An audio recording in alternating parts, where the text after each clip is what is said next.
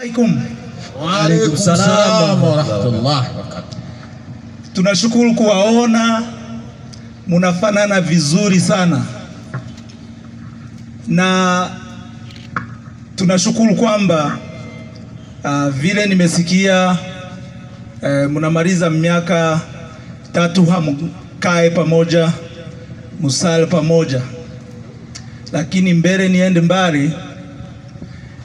Kwa niaba ya viongozi vyetu, Coordinateur Nanga, Coordinateur wa Militaire General Makenga, President Bisimwa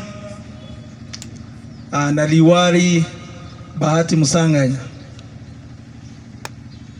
wamewatumia kabisa na wameshukuru kwamba wamejua kwamba Uislamu ni amani, Uislamu ni upendo, na hii inaonekanisha fasi kwenye munakaa pamoja mkiomba Mungu mwezi wote na mkiombea amani.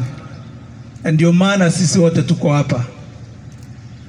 Kitu moja tu kimekosekana, nilikuwa naambia wakena meya walikosa kunipatia kanzu na mimi nifanane kama nyinyi. Allah. Lakini nafikiri kama siku nyingine tukikaa hapa na mimi nitakuwa mkanzo, si ndio? Inshallah. Sasa namna vile mnajua hiyo miaka ambayo mmemaliza na mkae pamoja, mashehe wawili leo wako wanasali pamoja, na hii inamaanisha nini? Kitu gani mlikuwa mnafanya hii mwezi yote? Ilikuwa ni kuombea amani na upendo, na upendo inajionekanisha hapa mbele yetu.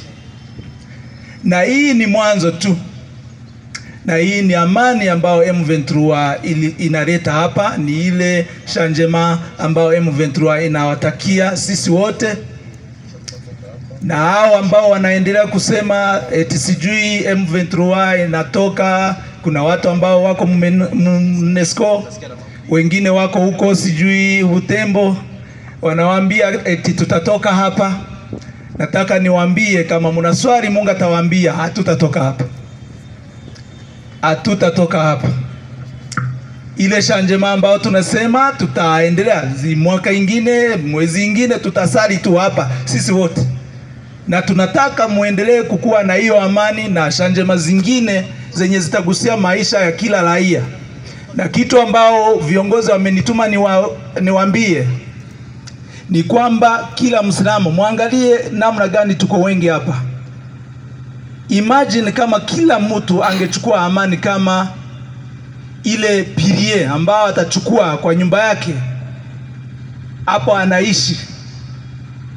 Hii amani itaenda kama ile moto ambao unatia kwa shamba.